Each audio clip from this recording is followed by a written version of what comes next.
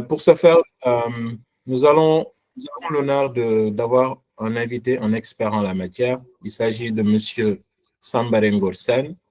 Il est notre invité du jour et sans plus tarder, nous allons lui passer la parole pour nous éclairer sur ces questions cruciales. Monsieur Sambare, vous avez la parole. Alors, juste préciser avant de démarrer que la session se présentera ainsi. Monsieur Sambare fera une présentation du module et après sa présentation, s'en suivra une présentation de monsieur Sambare et de Global Fraud Management. Et c'est à la suite de ces présentations que les micros seront ouverts au public pour poser leurs questions et éventuellement intervenir si vous avez des suggestions ou des apports à faire sur le sujet. Donc, nous allons commencer la session. Merci. Monsieur Sambare, à vous la parole.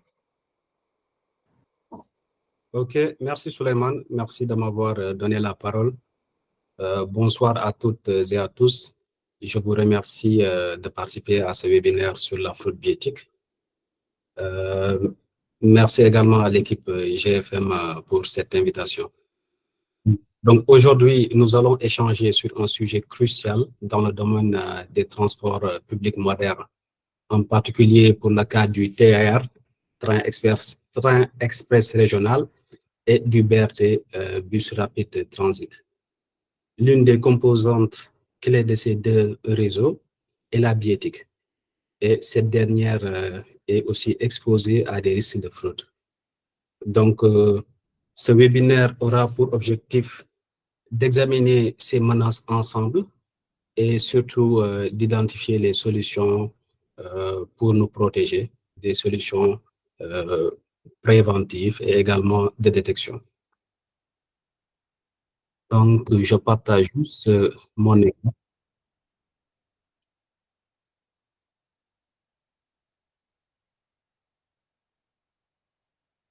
Un instant, s'il vous plaît.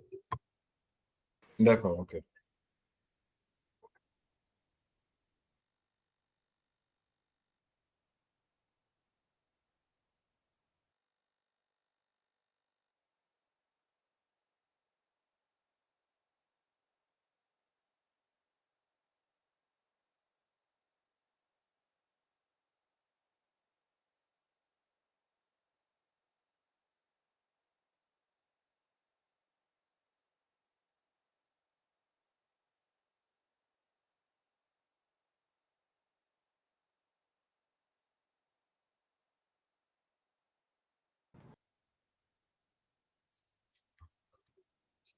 Ce fait, est-ce que mon écran est visible? Oui, oui, M. Sambare, c'est visible. On arrive à vous voir. Ok, ça marche. Donc, la présentation se déroulera comme suit. Donc, ça se fera en 5 parties. On va d'abord voir le contexte pour revoir les définitions et éclaircir également les nuances, pour ensuite voir le système bioéthique, voir les composants, les équipements, pour ensuite identifier les risques de fraude par équipement, si possible, par acteur, et enfin, regarder les stratégies pour prévenir et détecter les fraudes, pour au final conclure. Donc, par rapport au contexte, donc là, avant d'entrer dans les détails techniques, il est essentiel de bien comprendre le contexte général dans lequel s'inscrit la problématique de la fraude bioéthique. Donc, bioéthique versus bioéthique. Pourquoi bioéthique versus bioéthique? C'est parce que beaucoup de personnes confondent les deux termes. La billetterie désigne l'ensemble des opérations liées à la vente de billets pour accéder à différents événements. Il s'agit donc d'un terme qui est beaucoup plus général, qui englobe tous les aspects liés à la vente de billets. Et le terme billettique est beaucoup plus technique et se concentre uniquement sur les systèmes et technologies utilisés dans le domaine du transport. Donc, on peut dire que la billettique est une sous-partie de la billetterie. Donc, pour résumer, on peut dire que la billetterie concerne l'acte de vendre des billets, quel que soit le moyen utilisé, Et la billettique concerne les outils et les systèmes utilisés pour gérer ces billets, notamment dans le domaine du transport. Donc, le terme billettique est spécifique au domaine du transport. Dans ce slide, nous allons voir les avantages par rapport à un système billettique. Donc, comme premier point, nous avons cité l'amélioration de l'efficacité opérationnelle. Grâce à l'automatisation du processus de vente, de validation et de contrôle, ça permet de réduire l'erreur humaine dans un premier temps et aussi d'accélérer l'embarquement des passagers. Parce qu'il faut savoir que les passagers deviennent autonomes. Ils achètent leur titre, ils valident et derrière, ils voyagent. Donc, grâce à cette automatisation, ça accélère l'embarquement des passagers et ça fluidifie également les opérations. L'autre point, c'est par rapport à la réduction des coûts de gestion. Toujours grâce à la digitalisation des ventes et au contrôle des titres de transport, les entreprises réduisent, par exemple, le coût lié à l'impression. Tout au début, les entreprises peuvent vendre des titres QR code, mais de plus en plus, ils commencent à utiliser des cartes sans contact. Donc, au final, ils parviennent à réduire le coût d'achat des rouleaux papier. Juste pour vous montrer l'importance d'un système billettique. Et également, toujours par rapport à la digitalisation des ventes, donc là, on aura besoin moins de personnel parce qu'on n'aura plus beaucoup de travail ou bien de transactions manuelles. Parce que, par exemple, au niveau des gares et des stations, on a des distributeurs automatiques de titres de transport. Donc, s'il n'y avait pas ce système billettique, on aurait eu un agent vente qui va vendre des tickets. Alors que maintenant, on peut avoir des distributeurs de titres de transport. L'autre point, c'est par rapport à une meilleure gestion des flux de passagers, parce que vu que la billettique collecte les données à temps réel sur les habitudes de déplacement, ça aide les opérateurs à adapter leurs offres. Parce qu'il faut savoir que les données... Excusez-moi. Il faut savoir que les données vont permettre à l'entreprise d'anticiper sur certaines décisions et de proposer de meilleures offres. Et avec la billettique, tout est tracé, l'entreprise a l'ensemble de ces informations.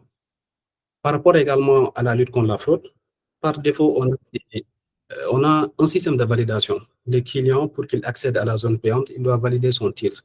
Donc, ces systèmes de validation-là permettent de lutter contre la fraude. On a également l'autre avantage qui est l'intégration multimodale. L'intégration multimodale, aussi appelée l'intermodalité. Ce qu'il faut savoir est que l'idée, c'est de pouvoir acheter un titre de transport et voyager en prenant plusieurs moyens de déplacement. C'est-à-dire, il y a un client qui a quitté la gare de Diamniadio pour se rendre à la VDN. Donc, à partir de Diamniadio, il achète son titre de transport. Il prend le TER, le train express régional. Il descend, par exemple, à Colobane. Il utilise le même titre pour prendre un Tata, arriver jusqu'à l'école Seydou Nouroutal. Il prend le même billet pour prendre un bus d'académique. Donc, c'est ce qu'on appelle l'intermodalité. Ces systèmes billettiques-là nous permet d'utiliser cette fonctionnalité, nous permet d'avoir une intégration multimodale. L'autre avantage également, on a l'analyse des données et planification, parce que via les données recueillies via la billettique, on a beaucoup d'informations précieuses sur les comportements des utilisateurs, ce qui nous permet de mieux planifier les services et d'ajuster les prix et prévoir également les besoins futurs. On a également l'augmentation de la satisfaction des utilisateurs avec des options de paiement plus flexibles, parce qu'avec le système billettique, on peut payer via Orange Money, via Wave, via les différents moyens de paiement. Donc ici, nous allons voir les enjeux liés à la fraude. Donc là, on a cité 4 potentiels impacts de la fraude sur les opérateurs de transport. Naturellement, on a la perte financière. Donc, les fraudes liées à l'utilisation non payée des services de transport peuvent engendrer des pertes financières considérables pour les opérateurs de transport.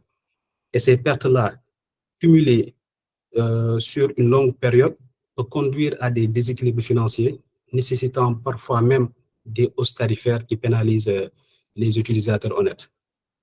Comme impact, on a l'atteinte à la réputation, parce que l'entreprise peut souffrir d'une dégradation de son image et qui réduit la confiance des usagers payant avec le système bioéthique. Parce qu'un système qui a beaucoup de cas de fraude, au final, les clients ne sont plus confiants. Les clients ne sont plus confiants. Donc, ça dégrade même l'image de l'entreprise. Comme troisième, excusez-moi, comme troisième impact potentiel, on a également l'atteinte à l'équité. Parce que la fraude crée à chaque fois une inégalité entre les usagers payants et les fraudeurs, ce qui génère des sentiments d'injustice, parce qu'un voyageur honnête ne peut pas accepter voir un client qui fraude, et au final, ils vont partager les mêmes services. Donc, derrière, ça peut inciter même les autres voyageurs honnêtes à frauder. Et quatrième point important, c'est par rapport à la baisse de la qualité des services. La surcharge de passagers non payants, par exemple, peut détériorer l'expérience des usagers payants. Cela peut rendre les services moins accessibles, voire non viables même sur le long terme. Donc là, maintenant que nous avons posé le cadre général, nous allons nous intéresser de plus près au système bioéthique pour voir son fonctionnement, ses spécificités techniques et également les équipements bioéthiques. Parce que avec cela, on va mieux comprendre et identifier les vulnérabilités que ça présente. Donc là, il faut savoir qu'un système bioéthique est généralement composé de 4 parties, de 4 sous-systèmes. On a le système central qui nous permet de paramétrer, superviser et de réaliser des rapports d'activité.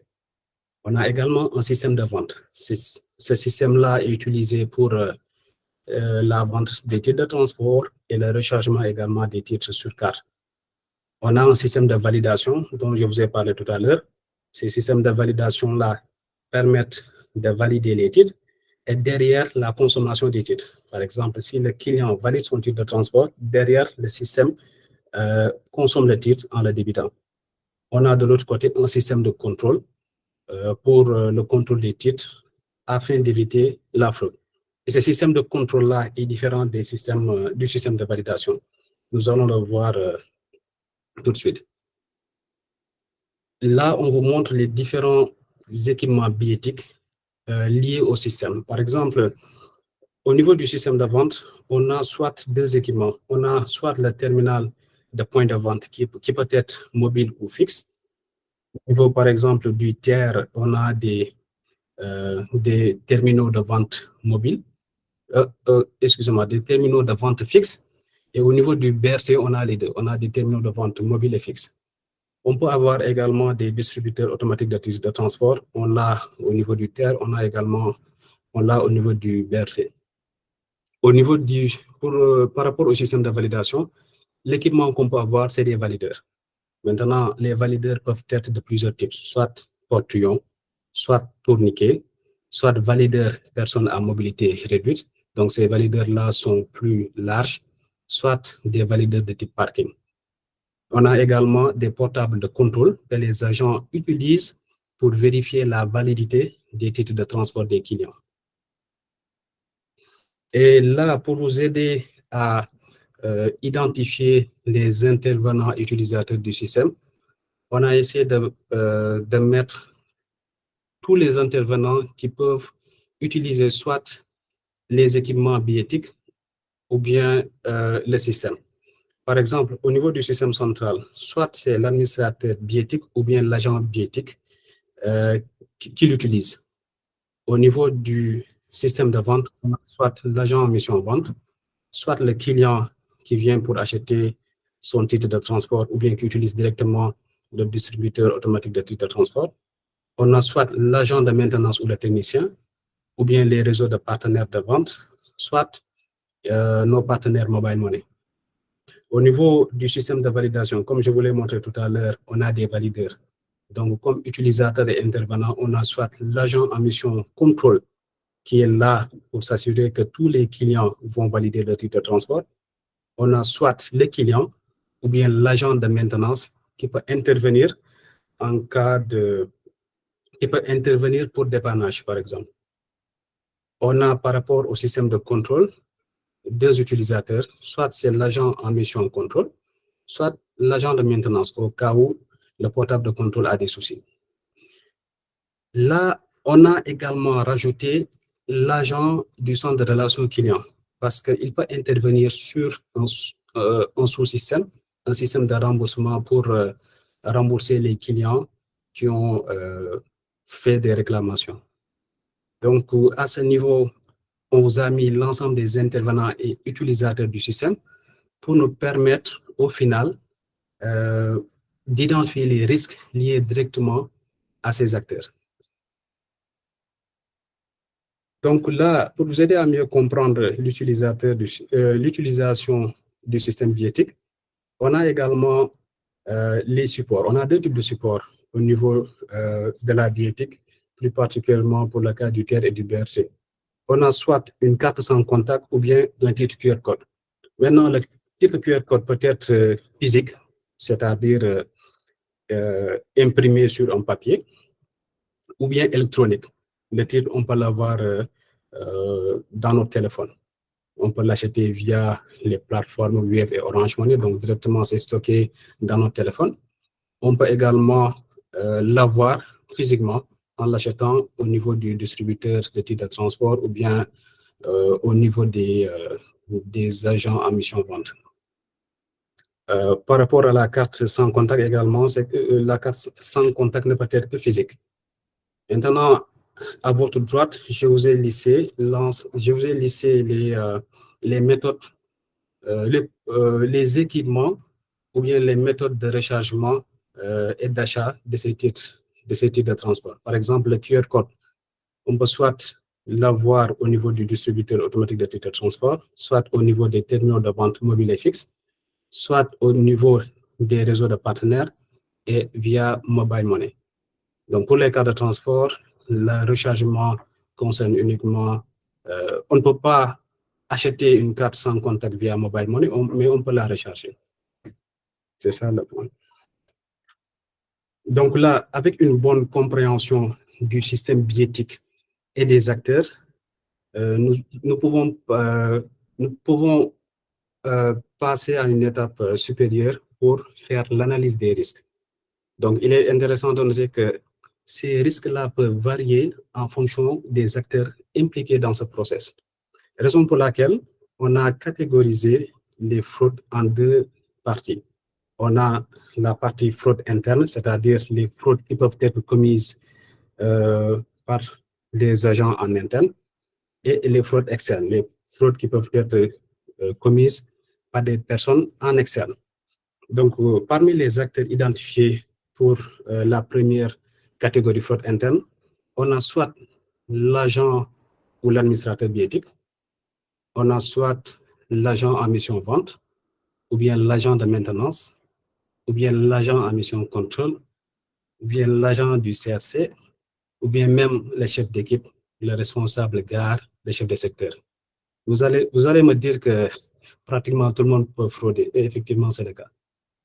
Donc, sur la partie fraude externe, on a les clients, ils peuvent frauder. On a également nos partenaires de vente. On a même le policier et le gendarme. Donc, également, ils peuvent... voilà, on a des risques de fraude qui sont associés à leur profit. Donc, essayons de voir les risques de fraude liés à chacun de ces acteurs. Donc, prenons le cas de l'administrateur bioéthique. Nous savons que l'administrateur bioéthique administre le système bioéthique. Donc, il peut commettre diverses fraudes en abusant de ses privilèges. Parce que l'administrateur bioéthique maîtrise le système parfaitement. Donc, il connaît les failles, il connaît les méthodes pour abuser même des failles. Par exemple, l'administrateur bioéthique peut créer des titres de transport non pris en compte par la finance. C'est bien possible. Parce que l'administrateur bioéthique, comme je l'ai dit, il connaît les failles. Il peut, lors des tests, créer ces titres de transport et ne pas les déclarer ou bien faire de sorte que ça ne soit pas détectable au niveau du système que la finance utilise. Ça, c'est possible dans certains systèmes. Donc, l'administrateur bioéthique peut le faire. Donc, il peut permettre à des utilisateurs ou bien à des clients de voyager gratuitement. Il peut même revendre ces tickets-là sans que cela soit tracé. Il peut également falsifier ou manipuler les données de vente parce que les rapports sont extraits au niveau de son système et parfois même l'équipe finance peut lui demander de leur faire l'extraction. Il peut soit extraire les rapports et supprimer les lignes qui l'intéressent. Donc ça également, c'est une possible. Ça également, c'est une possibilité, c'est très possible. On a l'utilisation abusive des codes promotionnels. Donc l'administrateur peut générer des réductions ou des codes promotionnels pour lui-même ou à ses complices, permettant d'acquérir des billets réduits à moindre coût ou bien des billets gratuits. Il peut toujours faire, il peut frauder sur les remboursements des tickets abonnements. Il peut procéder à des remboursements de tickets ou abonnements non justifiés. Il peut avoir également cette possibilité. Là, je précise, ça dépend des systèmes parce que les systèmes que le système utilisé par la Terre et du côté du BRT, ce n'est pas le même système, mais on a pratiquement les mêmes sous-systèmes, la même structure. Autre chose également, je dirais,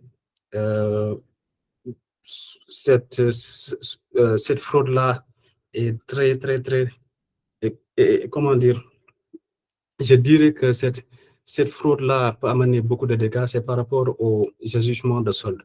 Si le système permet à l'administrateur bioéthique d'ajuster des soldes, c'est-à-dire une carte qui a 10 voyages, si l'administrateur a la possibilité de changer le solde en mettant ça, là également, le risque est très élevé pour avoir des pertes financières vraiment très, très, très importantes.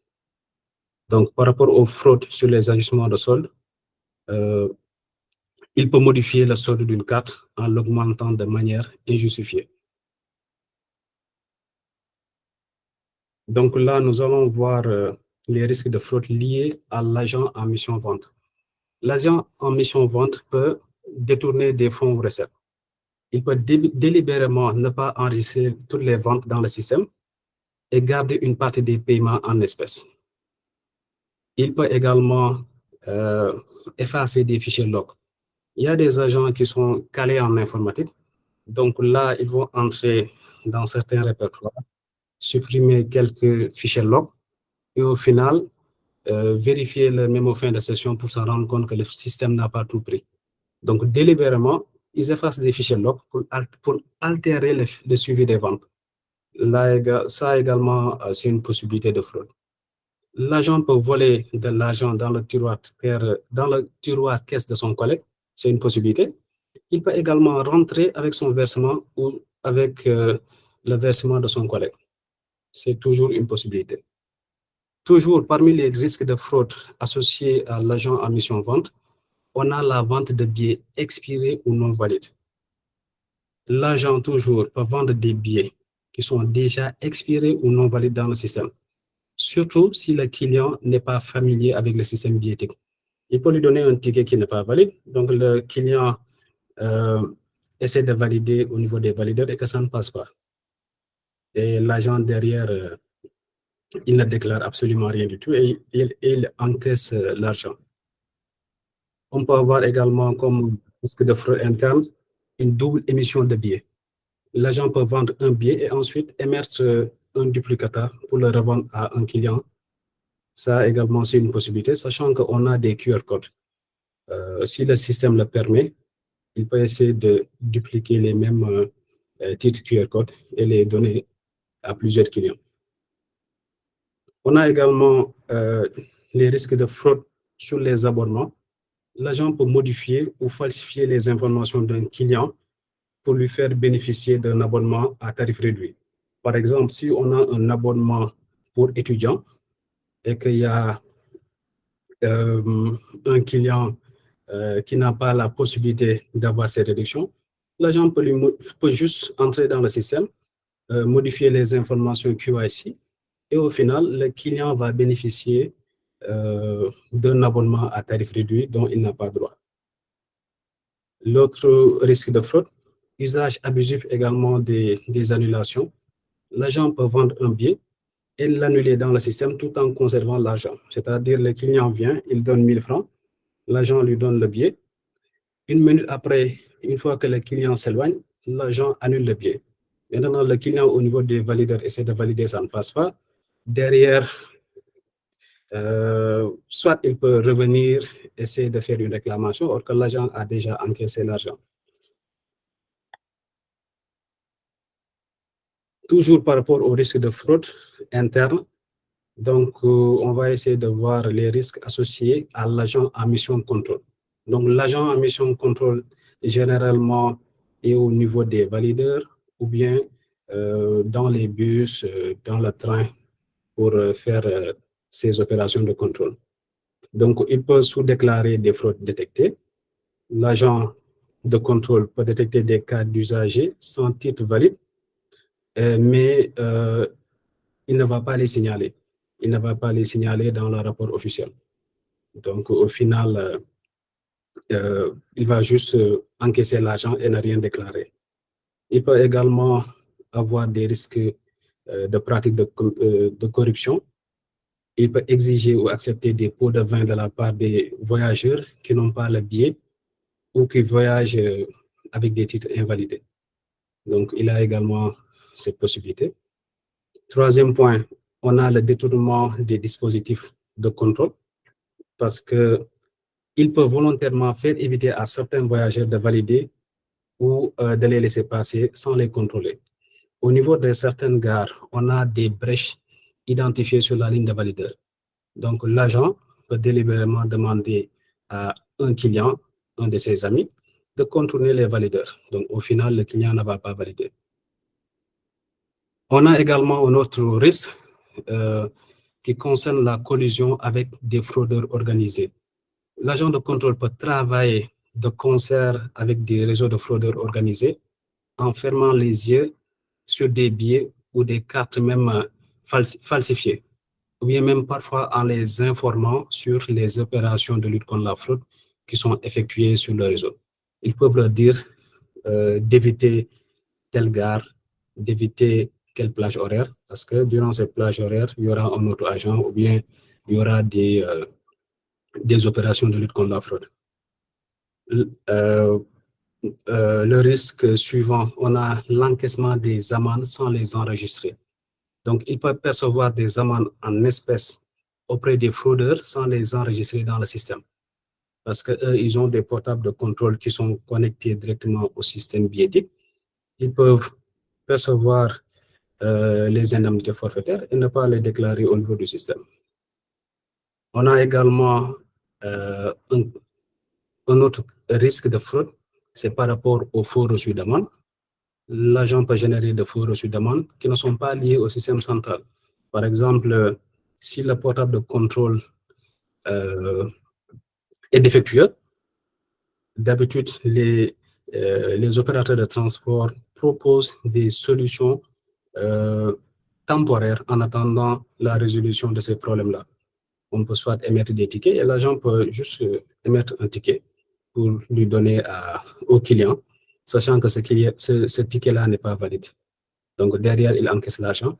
Et comme dernier point, on a la réutilisation des billets non validés.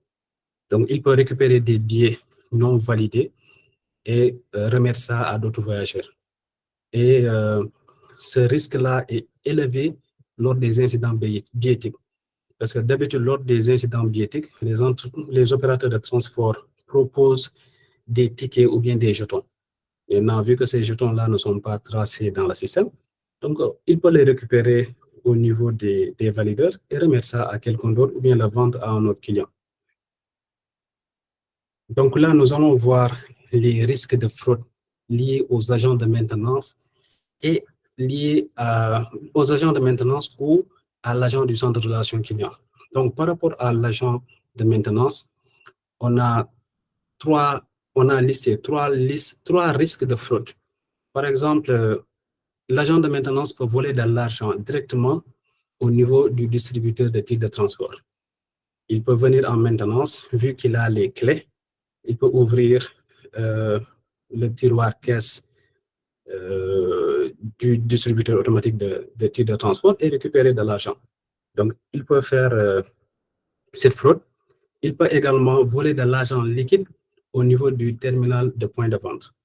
Donc, il accède au tiroir caisse pour détourner de l'argent en cas de manque de vigilance de l'agent en mission vente. Parce que d'habitude, si c'est en fin de service, donc il n'y a rien au niveau des tiroirs caisse.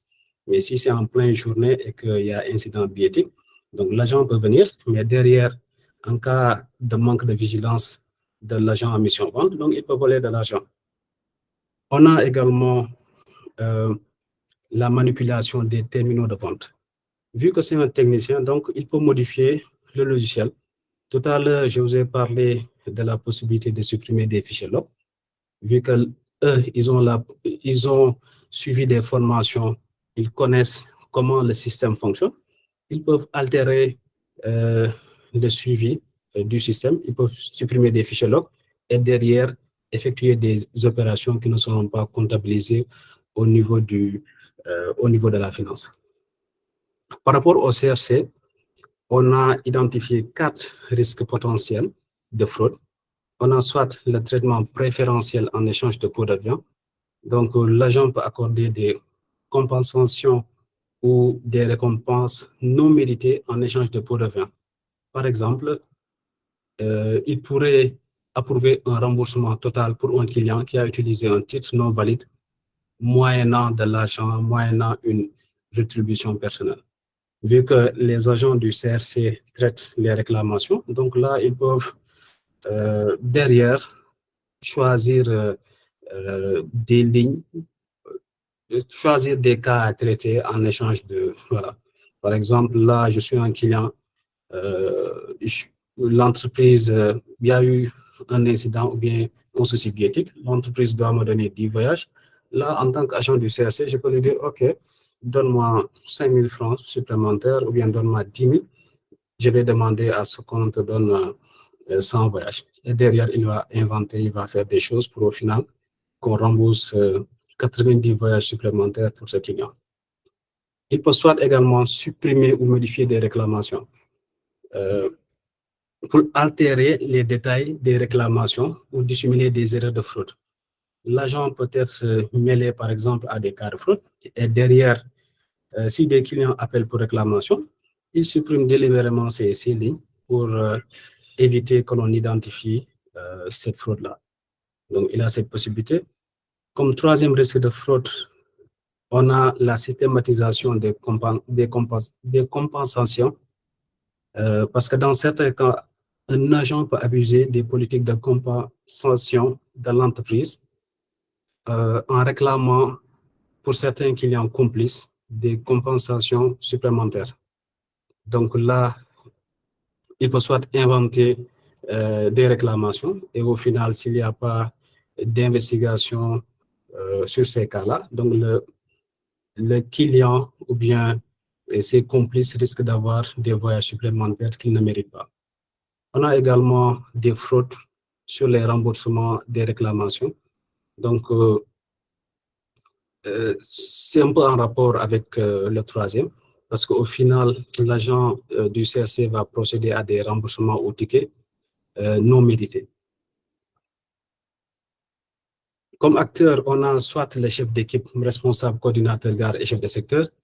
Ils peuvent protéger des réseaux de fraudeurs.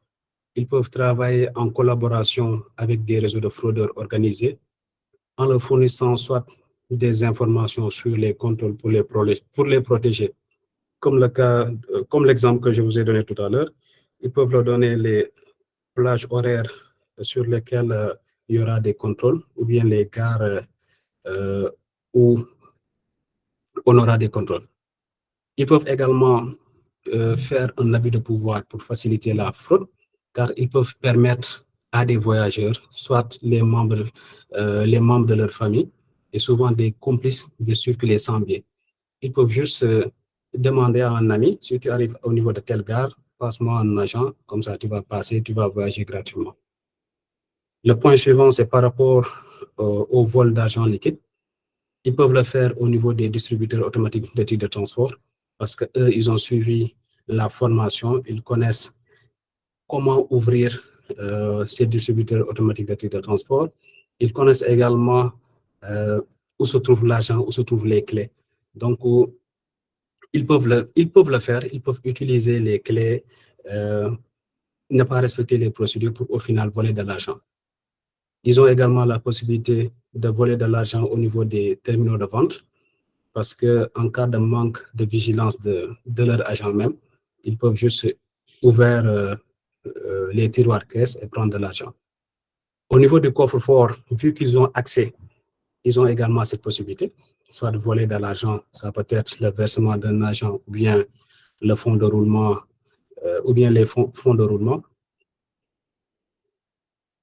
Donc, ils ont également cette possibilité.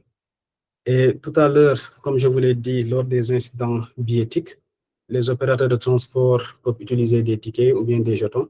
Donc, le chef d'équipe, responsable, coordinateur gare et chef de secteur, ils ont également cette possibilité de voler des jetons ou bien de voler des tickets. Donc, nous avons fini avec la partie fraude interne.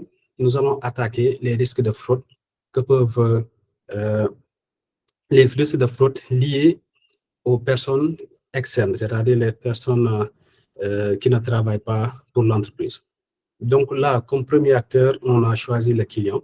Donc le client peut commettre plusieurs fraudes. Donc là, comme premier exemple, on a voyage sans titre de transport.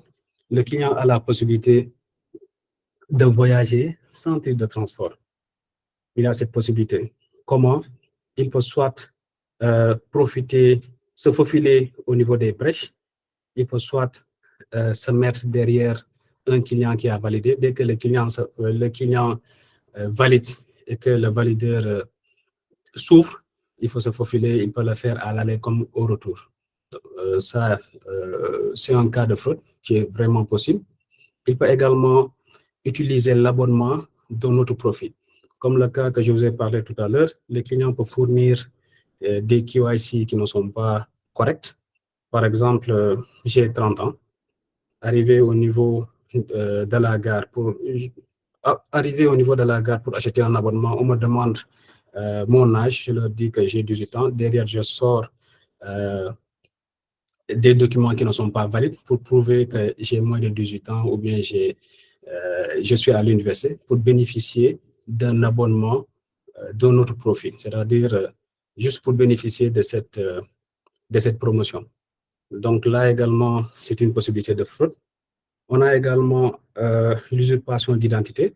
Il y a certains clients qui utilisent la carte nominative de notre client. C'est interdit, c'est un cas de fraude. On a également les dépassements de zone. Le client peut voyager délibérément au-delà de la zone pour laquelle il a payé. Le client quitte Dakar pour se rendre à Diamniadio. Là, il achète un billet jusqu'à Thiaroye. Donc, délibérément, c'est fait exprès. Arrivé jusqu'à Diamniadio, il va dire à l'agent que je me suis trompé, on m'a vendu tel titre, tel titre. Donc, ces cas de fraude-là sont appelés dépassements de zone. On a aussi l'utilisation de cartes volées. Le client peut soit voler une carte et l'utiliser. On a également, en notre cas, l'impression multiple des billets électroniques. Le client peut imprimer plusieurs copies d'un billet électronique. En tant que client, par exemple, j'achète via Mobile Money mon titre QR code. Donc, je fais des copies et je l'envoie à mes amis. Maintenant, si le système de contrôle n'est pas rigoureux, Donc, ces copies-là peuvent être utilisées sur différents trajets. Donc, c'est un cas de fraude possible. On a également des demandes de remboursement injustifiées. Le client peut venir soumettre une fausse réclamation pour obtenir le remboursement d'un billet ou d'un abonnement, par exemple en prétendant que le système n'a pas fonctionné ou bien qu'il a été facturé à tort. On a également l'utilisation de billets falsifiés ou contrefaits. Ce cas-là est possible lors des incidents billettiques avec l'utilisation des jetons ou bien des tickets. On peut avoir également des cas de fraude par rapport à l'utilisation de titres de transport ou d'abonnement non valides. Donc, le client utilise un titre qui n'est pas valide et essaie de voyager avec. On peut avoir également des cas de fraude à la carte non débitée suite à une défaillance du système. Il y a des clients qui ont constaté sur une longue période que leur solde n'a pas été débité. C'est-à-dire depuis un mois, depuis 2 mois, il leur restait 4 voyages et ils continuent à voyager. Et à chaque fois qu'ils valident, le solde ne change pas. Bien vrai que c'est une erreur du système billettique, mais le client ne le déclare pas et continue à voyager avec. Donc, c'est également des cas de fraude. Ici, en dernière position, j'ai rajouté la fraude en première classe. Donc, cette fraude-là est valable uniquement pour le cas du TR. Parce que pour le TR, on a 2 classes. La première classe, entre guillemets, classe VIP, et la deuxième classe. Donc, le client peut se munir d'une carte de la deuxième classe, valider avec, et une fois au niveau du train, il décide de s'asseoir au niveau de la première classe. Donc, si l'agent, il va présenter à l'agent une carte première classe comme si il avait utilisé cette carte-là lors de la validation. Donc, ça également, c'est des cas de fraude. Donc, on en a plusieurs, mais là, on en a listé presque plus d'une dizaine. Par rapport aux agents des forces de l'ordre, ce qu'il faut savoir est que la sécurité du TER et du BRT est gérée par les agents des forces de l'ordre. Par exemple, pour le cas du TER, c'est un groupement de la gendarmerie. Pour le cas du BRT, on a également les policiers. Donc là, l'agent des forces de l'ordre peut abuser de pouvoir pour voyager gratuitement. Donc, il peut abuser de son pouvoir pour voyager gratuitement, parfois même pour faire voyager d'autres personnes. Donc, c'est de la fraude. Le policier ou bien le gendarme, en tout cas l'agent des forces de l'ordre, peut permettre à des complices de voyager sans billet, éviter des contrôles. Ils peuvent leur dire évitez tel endroit parce qu'il y a quelqu'un d'autre, ou bien donnez-moi, donnez le téléphone à tel agent, c'est colonel ou bien l'agent. En tout cas, ils vont abuser de leur pouvoir pour faire passer des personnes. On a également, comme troisième risque, acceptation des pots de vin. Le policier ou le gendarme peut accepter des pots de vin de la part de voyageurs sans titre de transport. Donc, en échange de la non-émission d'une amende ou bien d'un rapport. Donc là, l'agent en mission de contrôle a attrapé un fraudeur. Il la met en rapport avec l'agent des forces de l'ordre. Donc derrière, le policier ou bien le gendarme peut décider d'accepter des pots de vin pour laisser le client partir. Donc c'est un risque. On a également l'autre risque, extorsion. Il peut extorquer de l'argent à des voyageurs en prétendant qu'ils sont en infraction. C'est une possibilité. Et en dernier point, on a le détournement des amendes payées en liquide. Donc, ce qu'il faut savoir est que lorsqu'un client est en infraction, donc il y a l'agent en mission de contrôle qui doit faire le nécessaire pour faire payer aux voyageurs une indemnité forfaitaire. Et il y a certains cas où l'agent en mission de contrôle le met en rapport avec la police, par exemple pour usurpation d'identité. Donc derrière, le policier peut encaisser le montant relatif à l'amende et ne pas la verser en suivant la procédure. il peut soit encaisser l'argent et derrière, c'est un détournement. Il peut détourner ces amendes-là. Donc, également, on a les partenaires de vente. Par exemple, avec les BRT, ils ont des réseaux de partenaires. Donc, on a des risques de fraude liés à ces partenaires-là. On peut en citer, par exemple, les détournements des fonds issus des ventes. Le partenaire peut sous-déclarer des ventes, en particulier si c'est des transactions en espèces, parce que vu que avec les transactions en mobile money, tout est tracé, mais avec les transactions en espèces, il peut en garder une partie ou bien même la totalité des paiements sans les verser au système. Donc, il peut également encaisser des fonds sans faire la livraison des billets. C'est-à-dire, il peut, si c'est une plateforme en ligne, il peut débiter les clients et sans lui donner son billet. L'autre point également, on a la vente de billets contrefaits ou non valides. Il peut distribuer des billets falsifiés. Il peut vendre également des billets qui ont été déjà utilisés. Il peut également vendre à un prix supérieur au tarif officiel. Les titres de transport sont à 500 et le partenaire décide de le vendre à 600 ou bien à 700. Donc, c'est de la fraude. Il peut également vendre des billets à tarif réduit non éligible. Donc, il peut donner ces billets-là à des personnes qui ne sont pas éligibles à ces réductions. Par exemple, comme je l'ai dit tout à l'heure, des tarifs réservés aux étudiants. Il le donne à quelqu'un d'autre. Il y a également d'autres risques de fraude qui ne sont pas liés à la billettique.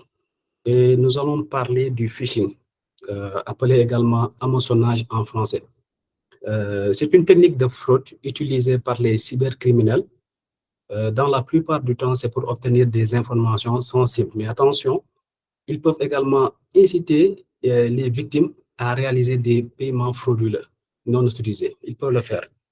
D'habitude, ils le font via email. Toujours, on utilise le terme phishing. Ils peuvent le faire via SMS. Il y a un terme destiné à ça. SMSing, via appel, c'est possible, via site web. Maintenant, il y a via SMS, on a actuellement une autre technologie appelée SMS Blaster. Donc, c'est utilisé par les fraudeurs, mais actuellement, c'est en train, de ravager, je peux dire. Parce que avant, les fraudeurs peuvent utiliser le phishing en envoyant des SMS, mais derrière, ils n'avaient pas la possibilité de modifier les informations de l'émetteur. Par exemple, je peux recevoir un SMS me demandant de faire telle transaction, mais dans la plupart du temps, c'est soit un numéro, peut-être un numéro Expresso, un numéro Tigo ou bien un numéro Orange. En tout cas, le numéro ne correspond pas à l'entité, par exemple à la banque ou bien à l'opérateur de transfert, à l'opérateur de transport. Maintenant, avec cette technologie, les fraudeurs ont la possibilité d'imiter le numéro de l'entreprise même. Actuellement, les fraudeurs ont la possibilité d'envoyer des SMS en mettant BRT, ou bien en mettant CTR, ou bien en mettant même le numéro. Donc, ces messages frauduleux peuvent prétendre provenir de l'opérateur, car ils vont changer l'ensemble des informations et ils vont au final inciter les clients à effectuer des actions malveillantes. Par exemple, ils peuvent vous demander de renouveler votre abonnement en cliquant sur le lien ci-après. Et une fois que vous cliquez dessus, vous effectuez un paiement et vous croyez peut-être que votre abonnement a été renouvelé. Or, ce n'est pas le cas. L'argent a été transféré vers le compte du fraudeur. De la même manière, il y a également parmi les fraudes parmi les fraudes phishing, il y a également un autre cas, QR code phishing. Donc, qu'est-ce que ces fraudeurs-là font? Ils vont juste essayer d'afficher un QR code au niveau des gares, au niveau des stations, des bus, proposant par exemple d'offrir une réduction sur les titres de transport ou d'abonnement. Maintenant, dès que le client scanne le code, les utilisateurs sont redirigés vers un site qui leur demande d'effectuer un paiement pour activer l'offre. Donc, une fois qu'ils acceptent le paiement, l'argent va directement vers le compte des fraudeurs. Donc, c'est un cas vraiment très important. Et autre chose également, ils peuvent soit substituer le QR code. Ils peuvent venir en gare, voir un QR code, et derrière, ils vont imprimer un QR code malveillant de la même taille et le coller discrètement par-dessus du QR code légitime. Et l'utilisateur, ne se rendant pas compte, va juste scanner le code, effectuer son paiement, croyant que l'argent a été transféré au niveau des comptes du BAP ou du CETER, or que ça a été transféré au niveau du compte du fraudeur. Donc, il faut faire très attention avec ces deux types de phishing liés au SMS, surtout SMS Blaster et QR code phishing. Donc, nous avons essayé d'identifier l'ensemble des risques liés aux différents acteurs, que ce soit internes ou externes. Et maintenant, nous allons voir les stratégies pour les prévenir et les détecter. Donc, nous allons commencer par la prévention. L'objectif est de mettre en place des mesures qui vont réduire les opportunités de fraude. Et pour cela, nous en avons cité quelques. Par exemple, l'utilisation du système de double validation ou du double contrôle. Donc, il faut savoir que c'est une mesure de sécurité visant à assurer que toutes les opérations sensibles sont surveillées et vérifiées par au moins 2 personnes. Ceci va réduire les risques de fraude ou d'erreur. Donc, on peut l'appliquer lors du comptage, c'est-à-dire à la fin de service, lorsque l'agent compte le montant des recettes. Le comptage peut se faire avec 2 agents.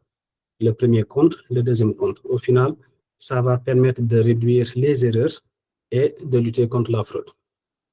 Et on peut appliquer ce même système lors du versement des recettes, parce que ça va éviter les cas où l'agent rentre avec le versement, c'est-à-dire à la fin du service, après le comptage. Donc, l'agent sera accompagné par un collègue qui va assister le versement du sac de versement au niveau du coffre-fort. Et derrière, ils vont émarger, confirmer qu'effectivement, il a assisté l'agent pour déposer son versement. Donc, c'est un système de double validation qui peut être vraiment très utile pour lutter contre la fraude. On a également le volet de la formation des agents et sensibilisation des agents et des clients. Par rapport à la formation, on peut mettre en place des programmes de formation réguliers pour éduquer les agents sur les différentes méthodes de fraude et les moyens de les prévenir. Parce qu'il faut savoir que les fraudes évoluent de jour en jour. Tout à l'heure, je vous ai parlé de SMS Blaster. Avant, on ne l'avait pas. Actuellement, c'est d'actualité. Donc, à chaque fois, il faut essayer de mettre à niveau les connaissances du personnel en matière de fraude. Sensibilisation également côté éthique. Il faut insister sur l'importance des valeurs éthiques pour minimiser les fraudes internes. L'idée, c'est de créer une culture d'intégrité à travers des séances de sensibilisation régulières. Par rapport aux usagers également, il faut faire des campagnes de sensibilisation sur les conséquences soit juridiques, soit financières. Et maintenant, l'entreprise va juste choisir les canaux, soit via Facebook, via télévision, via, je ne sais pas, via WhatsApp, via email. Mais en tout cas, il faut faire des campagnes de sensibilisation aux usagers. Il y a également l'autre point important, c'est par rapport au contrôle de l'intégrité des supports numériques et physiques. Donc, ces contrôles-là vont nous aider par rapport au QR code phishing. Parce que je ne sais pas si on peut l'intégrer au niveau des tours de gare. L'agent vérifie pour vérifier les QR codes, pour s'assurer qu'aucun faux QR code n'a été superposé. Il doit également vérifier les affiches qui sont au niveau des gares ou bien dans les bus pour garantir qu'aucune n'a été placée par des fraudeurs. S'il voit une affiche qui ne concerne pas l'entreprise, donc c'est à enlever et à signaler. Donc, ça peut également prévenir des cas de fraude liés au QR code phishing. On a également la partie, toujours dans la prévention, on a l'installation des caméras de surveillance. Il faut savoir que disposer des caméras de surveillance peut d'abord dissuader la fraude. Parce que quelqu'un ne va pas voir une caméra par-dessus de sa tête et essayer de récupérer, essayer de voler de l'argent au niveau du distributeur de transport. Donc, dans un premier temps, ces caméras-là vont dissuader la fraude et peuvent fournir également des preuves en cas d'incident. On dit que, par exemple, on peut signaler un cas de fraude ou bien un cas de vol au niveau d'une agence ou bien au niveau d'un guichet. Maintenant, les caméras de surveillance vont nous permettre d'investiguer sur le cas. Donc, c'est très important. Ça peut jouer sur la partie, ça peut dissuader et ça peut également fournir des preuves en cas d'incident. Maintenant, pour l'installation, il faut juste le faire en collaboration avec la commission des données personnelles parce qu'il faut être en conformité avec la législation des données personnelles. Donc, pour ça, l'idéal serait de les installer au niveau des gares, au niveau des stations, au niveau des bus, au niveau des guichets, au niveau des agences et surtout au niveau des salles de comptage, salles de versement et au niveau de la salle où se trouve le coffre-fort. Donc là, c'est très important, c'est très important. On a également le point collaboration avec les forces de l'ordre. L'idéal est de mettre en place des réunions périodiques avec les responsables ou bien les gradés des agents des forces de l'ordre qui sont en charge de la sécurité des gares. Par exemple, si c'est le cas du BRT, avoir des réunions périodiques avec les gradés du groupement des policiers qui sont en charge de la sécurité pour échanger sur les incidents rencontrés. Parce que ces cas-là peuvent être fréquents. L'agent en mission de contrôle peut avoir des problèmes avec le policier. Derrière, il peut soit attraper un fraudeur, le mettre en rapport avec le policier et derrière, le policier peut le laisser partir. Donc, c'est important d'avoir ces genres de réunions. Comme ça va permettre d'échanger sur les incidents rencontrés et au final même mettre en place une procédure pour le suivi des régularisations de part et d'autre. Par exemple, on peut avoir une procédure à des périodes bien définies. L'entreprise ou bien l'opérateur de transport va envoyer les données relatives aux clients qui ont été mis en rapport avec les agents des forces de l'ordre à ces responsables-là. Comme ça, eux, de leur côté, ils vont essayer de faire cette réconciliation. On a également, toujours dans le volet de la prévention, on a le contrôle d'accès. Cette partie également est très importante parce qu'on doit faire une revue régulière des accès bioéthiques, vérifier qui a accès et, excusez-moi, vérifier qui a accès et mettre en place des politiques, bien des procédures pour le blocage des agents qui ont démissionné. Donc, mettre en place soit une procédure de sorte que si un agent démissionne, que ces accès soient bloqués directement. Il faut également faire le contrôle et le suivi des accès à la salle de coffre ou bien à l'endroit de stockage des tickets qui sont destinés à être utilisés lors des incidents bioéthiques. On peut également faire le contrôle et le suivi des interventions sur les équipements bioéthiques. Donc, toute intervention sur les équipements bioéthiques doivent être tracées. Si un agent de maintenance doit effectuer des tâches de maintenance sur un équipement biétique, donc ça doit être tracé, pour éviter les vols. Donc, toujours par rapport à la prévention, donc on a la surveillance proactive et protection des systèmes biétiques. Donc là, l'idéal est de mettre en place des audits réguliers des systèmes biétiques, parce que ça va permettre d'identifier et de corriger les anomalies qui ont été détectées avant qu'elles n'évoluent en incident majeur, et également la réalisation des tests biétiques. Cette partie également est très importante parce que si l'administrateur biétique change la gamme tarifaire, il est important d'effectuer des tests sur les produits pour voir le comportement, vérifier si effectivement il y a eu des failles ou pas et de les corriger. On doit également vérifier, faire la restriction des accès à certains fichiers. Tout à l'heure, je vous ai donné l'exemple des fichiers log que les agents de maintenance ou bien les agents en mission vente ont la possibilité de supprimer. Donc, il faut trouver un moyen de sécuriser ces fichiers-là, de sorte que personne ne pourra altérer le suivi des ventes. L'autre point, c'est la collaboration avec les partenaires de vente. Donc, il faut à chaque fois s'assurer que les partenaires de vente respectent les standards de sécurité stricts et effectuer également des audits fréquents. Ça également, c'est très important.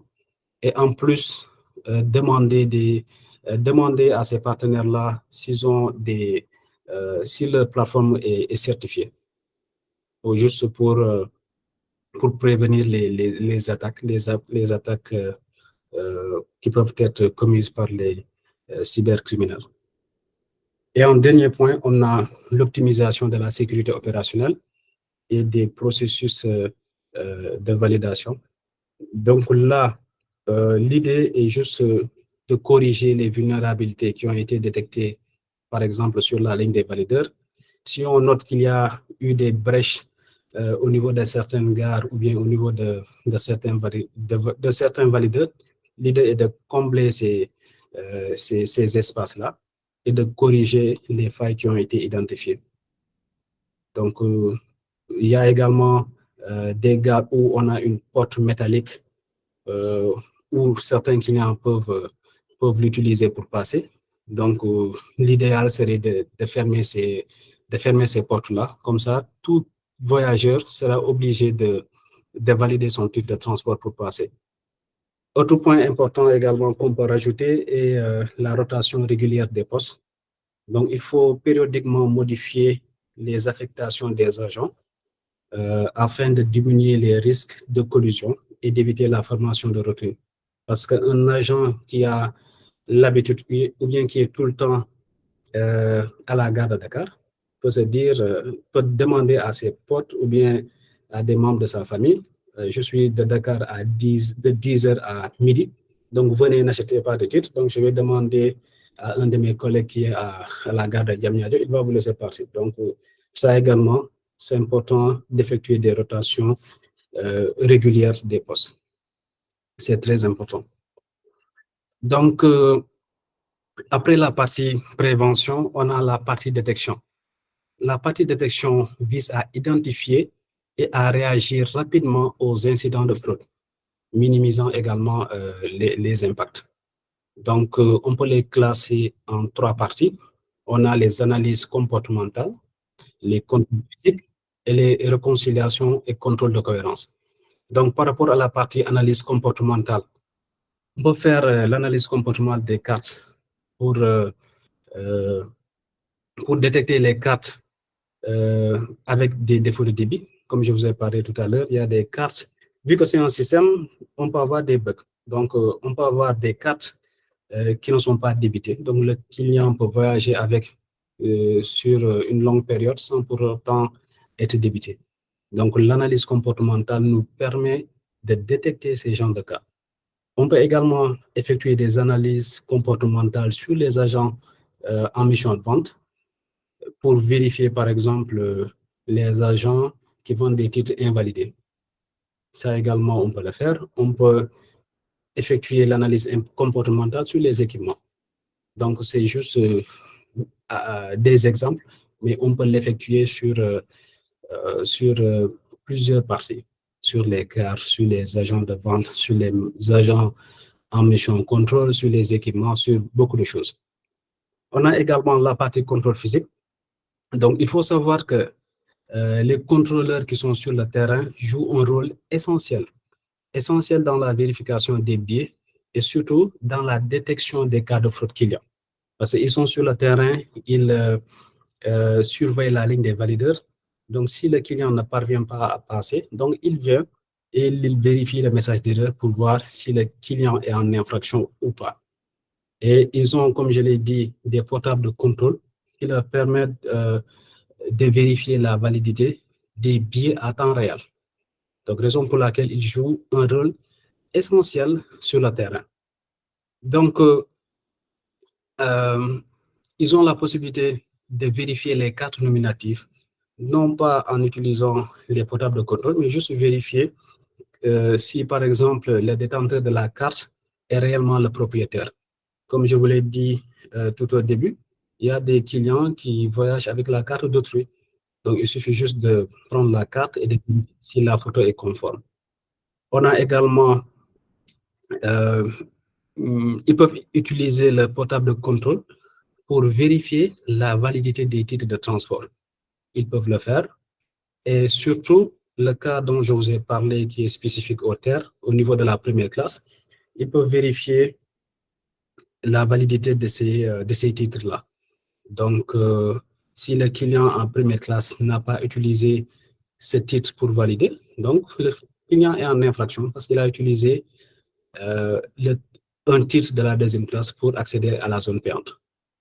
Et l'autre point important, c'est de faire des contrôles inopinés dans les gares et stations, dans les bus, dans les rames, pour détecter les clients qui voyagent gratuitement et dissuader également les fraudeurs. Parce que si les fraudeurs voient qu'il y a des contrôles inopinés qui se font tout le temps, donc là, ça va les dissuader. Et le dernier point important, ou bien la dernière catégorie, c'est les réconciliations et contrôle de cohérence. Donc là, je vous ai donné des exemples. Par exemple, il est important de faire la réconciliation entre les données de versement et les rapports de fin de session des agents, que ce soit l'agent en mission vente, que ce soit l'agent en mission contrôle. À la fin de service, l'agent dit qu'il a versé 1 040 000. Il faut faire la réconciliation, vérifier soit du côté de la banque, ou bien soit du côté de la direction financière, combien ils ont noté, combien l'agent a versé. Donc, il faut faire cette réconciliation. Ça va nous permettre de déterminer les écarts et investiguer, voir si cet écart-là est dû à des incidents bioéthiques ou bien à de la fraude. On peut également faire des réconciliations avec les données d'infraction prises en charge par les agents de force de l'ordre, avec celles détenues par les gradés ou bien les responsables de ces agents-là. Donc là, ça va nous permettre d'éviter les cas de fraude qui sont liés directement aux agents de force de l'ordre. On peut également mettre en place des vérifications, des ajustements de sol, parce qu'un ajustement de sol doit être vérifié. Donc là, il faut bien avoir une vue ou bien un œil sur ces opérations. Donc, la liste, elle est longue, mais bon, vu que on n'a pas assez de temps, donc je vous ai mis une liste de contrôles qui peuvent vraiment nous aider. Donc, en conclusion, il faut noter que la fraude dans les systèmes bioéthiques, notamment pour les opérateurs de transport comme le TER et le BRT, constitue une menace sérieuse pour la rentabilité et l'intégrité des services du transport. Les risques proviennent aussi bien des acteurs internes qu'externes, ce qui souligne la complexité du problème. Donc, le problème est complexe. Mais il faut savoir que les solutions existent pour les prévenir et les détecter. Donc, tous ces risques-là peuvent être mitigés, on peut les détecter, on peut également les prévenir. Ça doit se faire en renforçant les mesures de sécurité technologique, en sensibilisant les acteurs à tous les niveaux et en mettant en place des mécanismes de contrôle efficaces pour mitiger ces risques-là. Donc, d'autres points également, les systèmes de bioéthique doivent notamment évoluer en intégrant les technologies telles que l'intelligence artificielle, telles que les systèmes de traçabilité et les audits réguliers afin de s'adapter aux menaces émergentes. Et en conclusion, on peut dire que la prévention de la fraude est un processus continu qui nécessite collaboration, innovation et rigueur. La protection de ces systèmes est un gage de la confiance des usagers et de la pérennité des services. Donc, c'était tout. Je vous remercie. Merci. Merci beaucoup, Monsieur Sambaré. Ce fut captivant. Un grand merci à vous pour cette présentation complète, éclairante et détaillée sur la fraude bioéthique.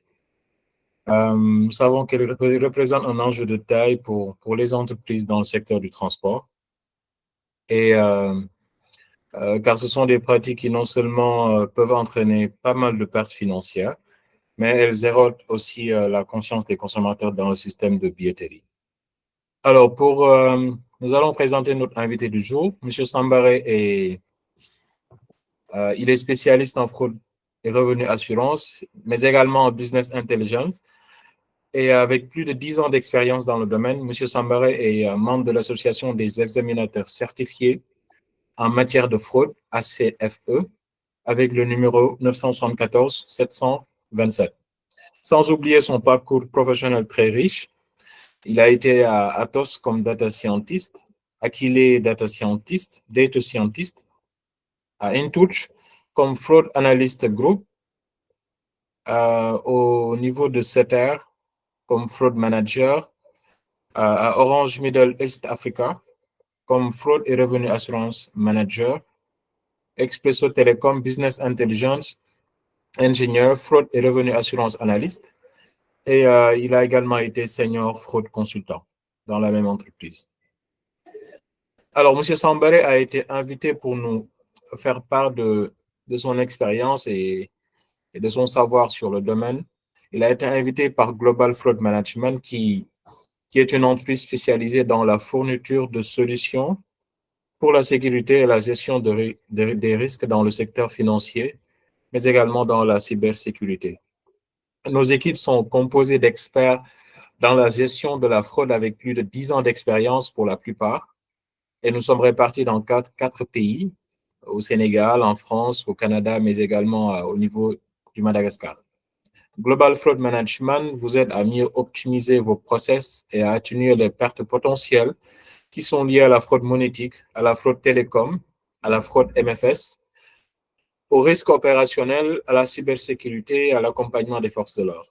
Nous proposons une gamme complète de services adaptés aux besoins du client, qui sont notamment des outils de lutte contre la fraude monétique, des paramétrages des règles, un programme de revue des règles de gestion de la fraude, un accompagnement sur le choix des outils de lutte contre la fraude, 3D Secure et gestion des règles RBA, une mise en place d'un référentiel fraude, des analyses comportementales, une formation des équipes, un dashboard, un déploiement de dashboard et KPI fraude, un processus de suivi bank to wallet et dashboard BI, une formation sur le reporting avec Power BI, la triangulation et la géolocalisation de cibles, la gestion des réquisitions, mais également des missions ponctuelles de démantèlement.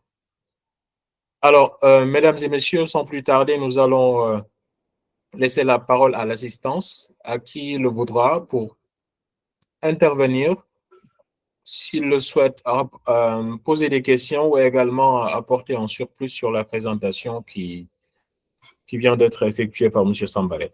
Donc, la parole, vous pouvez juste lever la main si vous le voulez, on vous donne la parole, soit vous laissez votre message sur le chat box et on ne manquera pas de de faire part cela à toute l'assistance. Merci.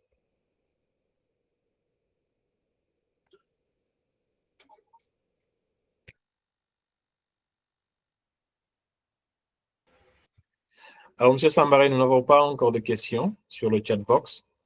Donc, on attend. Oui, il y a une main levée, M. Sengan Diouf. Donc, on vous donne la parole.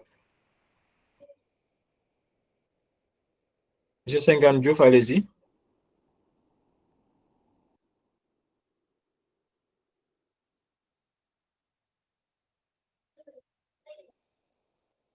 Monsieur Diouf, vous avez la parole.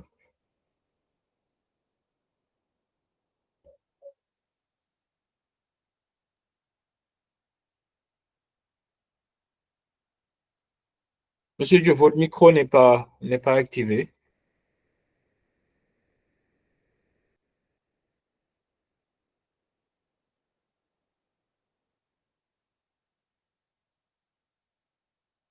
Alors, nous avons également Monsieur Emmanuel. Donc, vous pouvez prendre la parole le temps que Monsieur Diouf puisse activer son numéro. Monsieur Emmanuel, allez-y.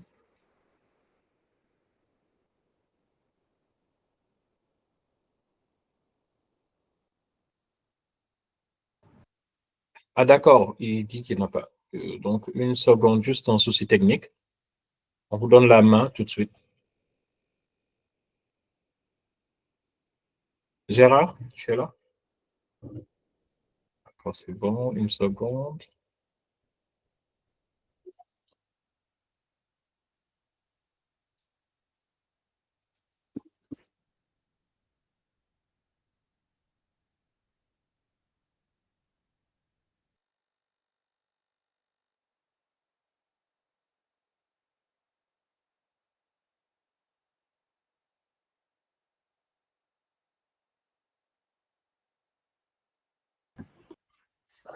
Voilà, c'est bon. C'est bon maintenant, ok, allez-y. Oui, c'est parfait. Merci beaucoup, M. Diouf. Bonsoir à tous. Bon, tout d'abord, je tenais à féliciter M. Sambaresen pour cette belle présentation qui a été très instructive. Bon, moi, personnellement, ça m'a permis de mieux comprendre les concepts biétiques et biéterie, et également sur la partie fraude, les systèmes les moyens de prévention et de détection. Maintenant, les questions que j'avais, elles sont, bon, je pense que c'est deux questions principalement. Donc, c'est par rapport à l'expérience de M. Sambaré dans la conception de systèmes de prévention et de détection de fraude. Donc là, ce que je voulais savoir, c'est est-ce que d'expérience, vous avez eu à intégrer dans vos modèles de prévention ou de détection les modèles de machine learning, parce qu'actuellement, c'est très à la mode. Donc, je voulais savoir si dans votre parcours, c'est quelque chose que vous avez eu à expérimenter. L'autre question également, c'est votre avis sur l'utilisation de l'intelligence artificielle dans tout ce qui est prévention et détection de fraude. Et la dernière question, c'est plus par rapport à vous, Monsieur Diouf Suleiman. En fait, c'est plus côté formation, parce que je n'ai pas connaissance d'une formation orientée fraude.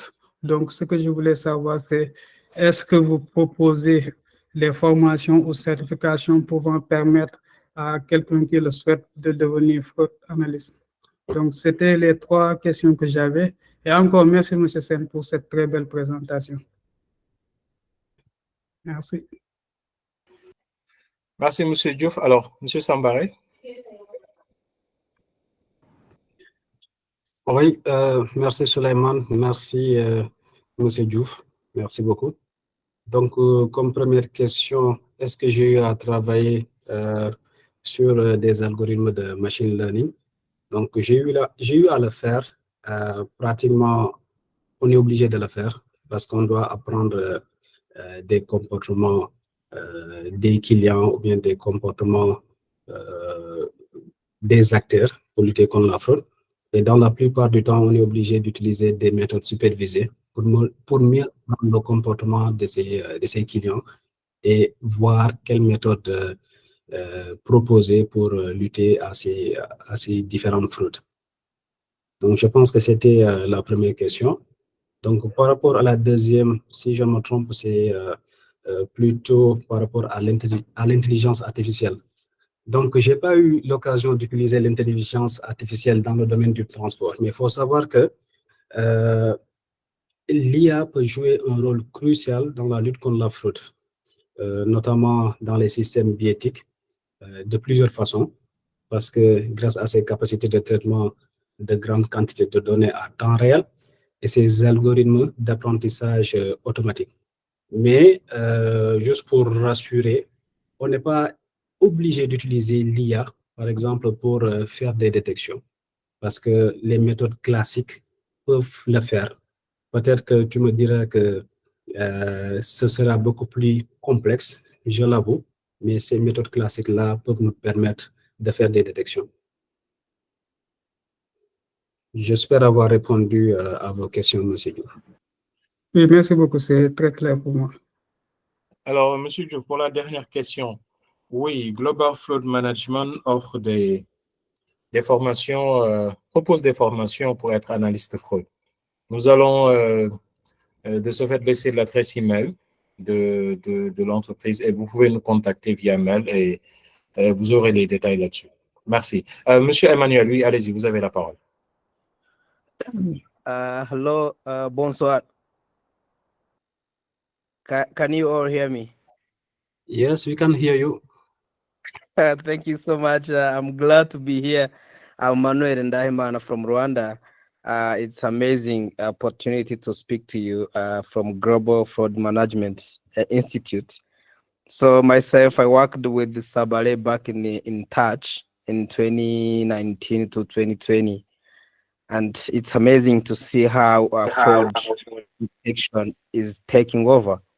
For example, I work in the banking sector. I work in National Bank of Rwanda as data scientist. And we most likely have a task of money laundering. So money laundering is kind of fraud, people who are doing transfers which are suspicious. And I'm so much interested to learn a lot from you and have real life examples where you tackle the frauds and maybe go into SQL command you wrote, have an idea of what you are trying to achieve. So I'm just throwing out this question and see if Global Fraud Management would sometime arrange a presentation on some user cases, yeah. When you look at the global, the vision and the purpose and all you can do, it seems to be too much to one person to handle. So I'm thinking into this opportunity to possibly have a real life example or user case where we can maybe see what was the problem, how did you solve it, what was the challenge, and so on. So that's my question. Thank you so much. Otherwise, I love the presentation. Well organized, giving a lot of idea, and it is opening our eyes to work on so much and improve our fraud detection tasks. Thank you so much. You are welcome, Emmanuel. Glad to hear you again. I am so happy to hear you, and hope you will come to Senegal soon.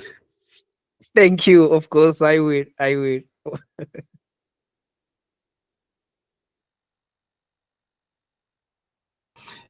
Suleiman, si je me trompe, la question est pour GFM.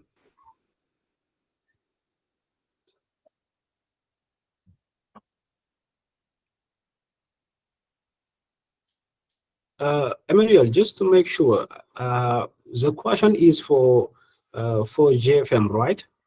Yeah. I was trying to ask them if they will sometime arrange a presentation on the user cases, on the real life examples, with possibly few codes, the problem and solution.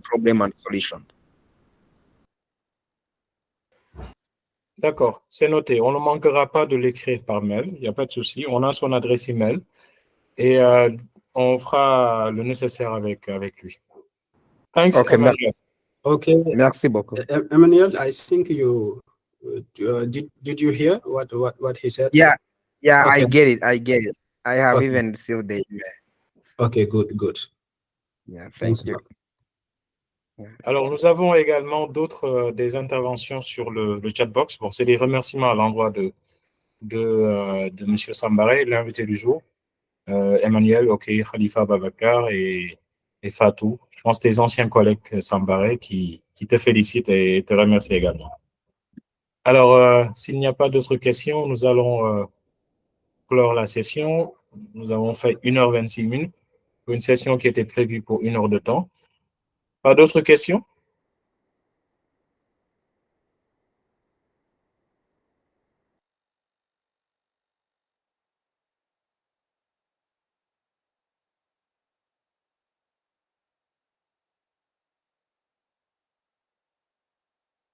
Allez-y, monsieur Habib. Ah, le micro c'était coupé. Allez-y. La dernière question, Habib.